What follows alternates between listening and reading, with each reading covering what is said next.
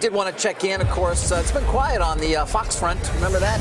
Disney and Comcast fighting it out for Fox. Of course, the current bid from Disney, $38 cash in stock, has, of course, the full support. They've got a merger agreement in place. The question is, when will Comcast come back? Been quiet so far. One thing, though, that seems certain, regardless of whether Comcast comes back and offers more than its $35 all cash bid right now, is you're going to see a large transaction take place for the sale of these regional sports networks. Remember, Disney, in an effort to move along the antitrust review as fast as possible, came in and didn't even make an argument, said, here, we're willing to sell all 22 RSNs. And when the DOJ kind of saw that and saw the opportunity to declare victory, well, it appears they were happy to take it and enabled that deal to really be fast-tracked for that approval that was so surprising to be received only 6 months and 13 days after the deal itself was announced.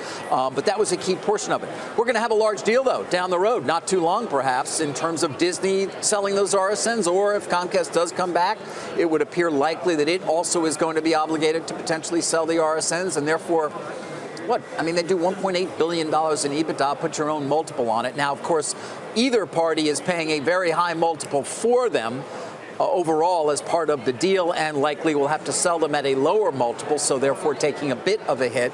The question, though, is how big will the hit be? And what will you be able to get? There are low growth, slow growth businesses, but they do generate a lot of cash flow. There might be some interest from private equity. There might also be some interest from the likes of an AT&T or a Charter, maybe even Liberty F1, Formula One. Who knows? We'll see. What I am hearing, though, at least in the Disney camp, is the belief that they're going to be able to run an auction for this that is going to return a fairly significant price. And not just from one party buying all 22, but from multiple parties bidding on different parts of them. Given the regional nature of them, there may be certain companies for which it makes sense in a particular region, but not necessarily nationally. But certainly wanted to point that out. And it does figure prominently here because, of course, the proceeds from that will impact the amount of leverage taken on. Certainly if you're a Comcast and you're considering having to divest the RSNs as part of the potential bid you may make here and how high you're going to go, you want to be in a position to know that you're going to be able to get a decent number there. Comcast might be in a position to at least offer carriage agreements to some of the potential buyers. That could be something that would be a positive there, but didn't want to lose sight of that. An enormous deal coming on top of an enormous deal.